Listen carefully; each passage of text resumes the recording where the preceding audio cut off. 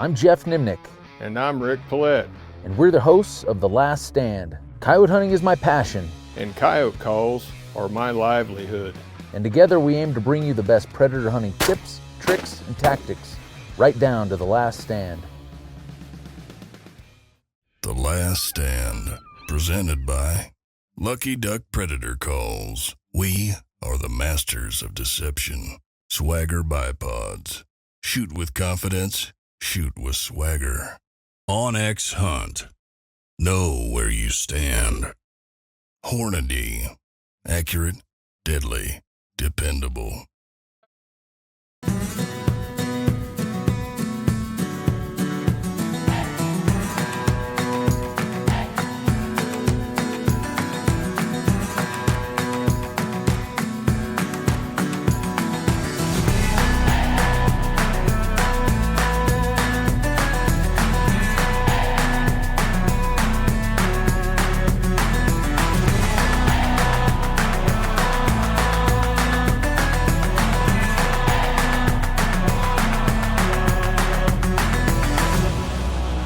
Hey, we're in Wyoming with our good buddy Colten Gillum.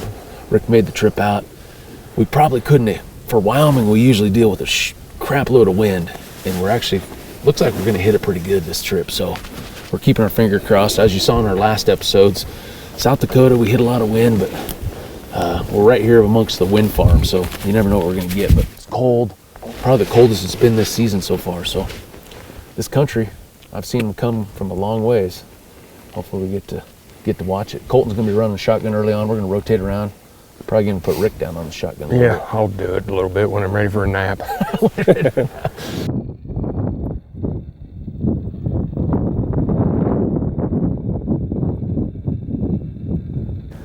Well, the stage is set. First stand in Wyoming. Colten, Rick. Walked in a little bit. We got a crosswind on this stand. We're calling this Big Valley. Just a little bit about our setup. The wind's blowing from right to left, maybe in our face just a touch. We got this deep bottom that runs from the left, clear around the corner to the right. I got Colten set up kind of upwind.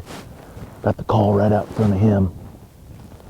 Hopefully if the coyote comes from hard right, they'll come right to the call, but Rick and I have a really good vantage point of kind of this downwind flat out in front of us. So wind's blowing about 15, it's about 20 degrees. I'm gonna rip some rabbit.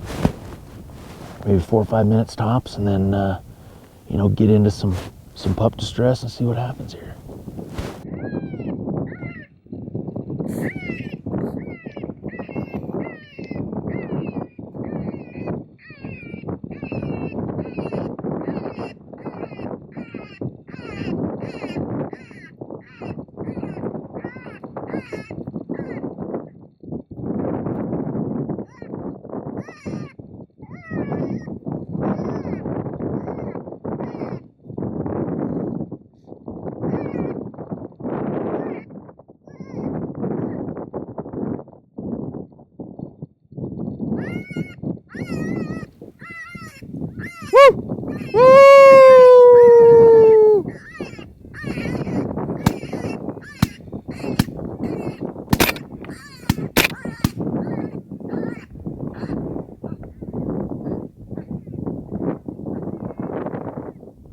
Well, we got her done on the first stand. It was not pretty.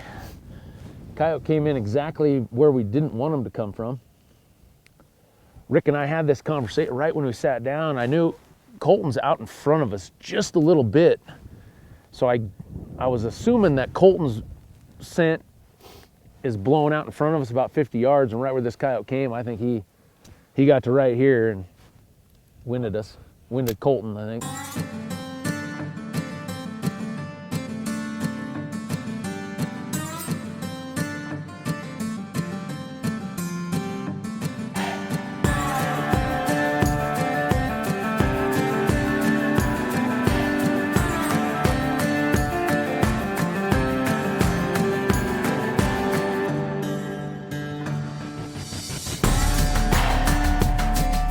Like that?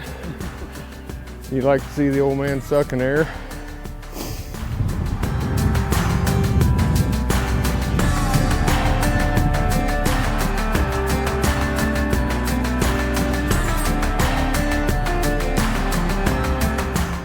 Looks like a 243 58 grain VMAX got that one.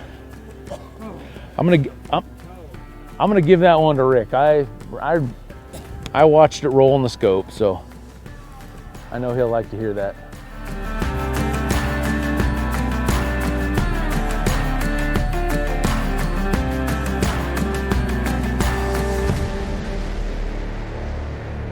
Well, we're plugging along this morning. We're on to our third stand here in Wyoming. The wind's holding out pretty good. I think, you know, looking at the wind forecast, it was supposed to, you know, whatever it was blowing mid-morning was what it was supposed to blow most of the day. So if it stays like this, man, our expectations are just going to keep going up and up. In this big country, these coyotes are used to have to travel, you know, a long distance to find food. And if you find the right day where that sound's really traveling out there, you can hit it just right. But we had maybe a 300-400 yard walk into this stand, big basin, a big bowl, lots of thick sage, rocky knobs, little cuts and things, just tons and tons of great spots where there could be coyotes within an 800 yard radius of it right now. So we got Colten set up upwind, Super Revolt's upwind.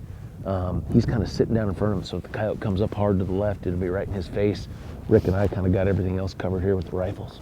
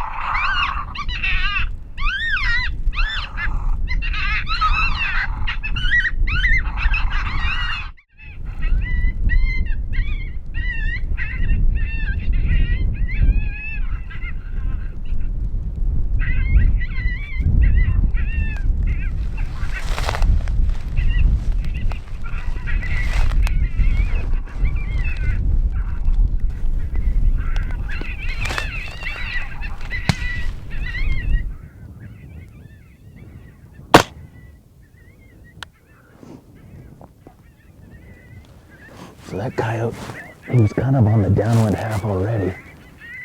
And he kind of checked up, and there's this little cut right here. And I just didn't want him to get right in the sage and see us, you know, wind us right here. So I elected to shoot him down there about 150, 160 yards. It was kind of a little pup coyote. It looked like he wasn't real aggressive, wanting to really come in hard. Yeah, it's always cool when you get down here, you know, things always look a lot different when you get down to where the coyote's at. You know, he still had a long ways to go up the hill. We weren't skylined yet, but he really couldn't see the call. You know, there's this, you kind of look back here, I was trying to show you, you see this dip right here kind of going up. That's what I knew it was a little bit deeper than what I could see, and I was worried that the wind was cutting across that way. And if I'd have let this coyote get underneath this little lip, he might have followed it right up, winded us before we even saw him, and he'd have been running out. So I guess when they check up and give you a 150 yard shot, you take it.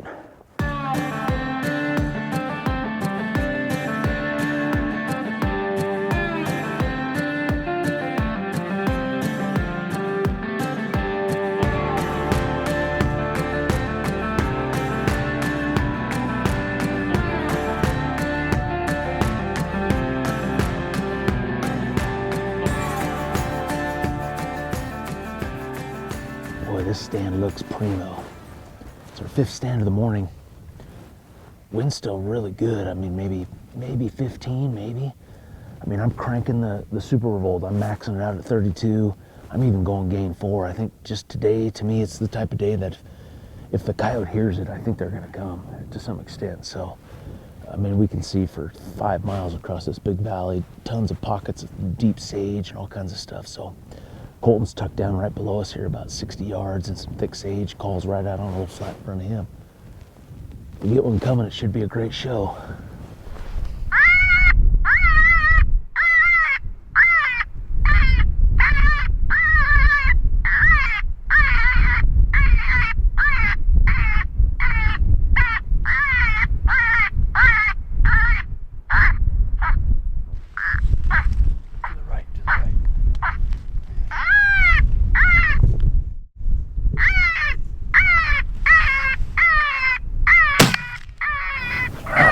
Baby. This coyote came in hard right. even where we couldn't even see it, kind of ran right down to the call. Colten piled him up about 10 yards from the super revolt. I'm gonna rip some schoolyard ball here real quick. And maybe go back into some TNT for a minute. Lots and lots of little dips and cuts out here. It's hard to see out here until the coyotes are almost right on us. Hell yeah, finally. Got to let the shotgun bark. We got like 180 degrees of probably the most pristine coyote country you could ask for. Can see him, what, from 600 yards coming probably? At least. And sure enough, hard right. Right over the hill, bailing down on there. Good thing you caught him out of the corner of your eye, or that'd have been. Well, it was Justin. I had just got done. I was getting ready to switch it, but I thought I'm gonna scan real quick, just see if something's coming to the rabbit. And I had just got about right here, and Justin's like, oh, right here to the right. And I'm like, oh, God. Luckily, you're right. He did kind of see us at the last minute, but yeah, he was already down in the kill zone by then. Yep.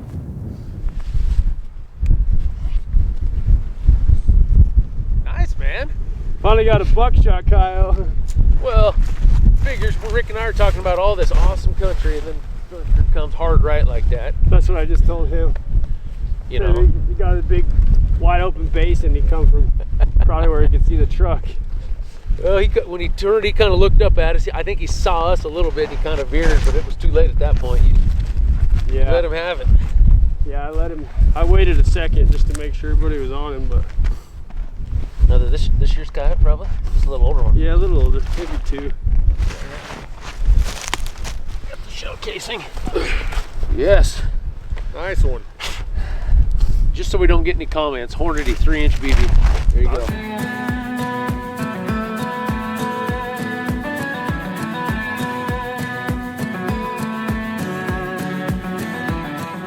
Well, we started off with a bang, man. Yep. Wyoming, it's he never disappoints when the wind's not ripping 100 miles an hour, right? 5 stands, 3 coyotes. It's going to be a great trip. We still got another couple days here in Wyoming, so stay tuned. Maybe it'll warm up a little bit so my mouth will actually move. You need a hand warmer. Right now my mouth is like so cold that I can't even talk hardly, but no, a great start, guys. Hope you enjoyed it. We'll catch you right here next time on The Last Stand.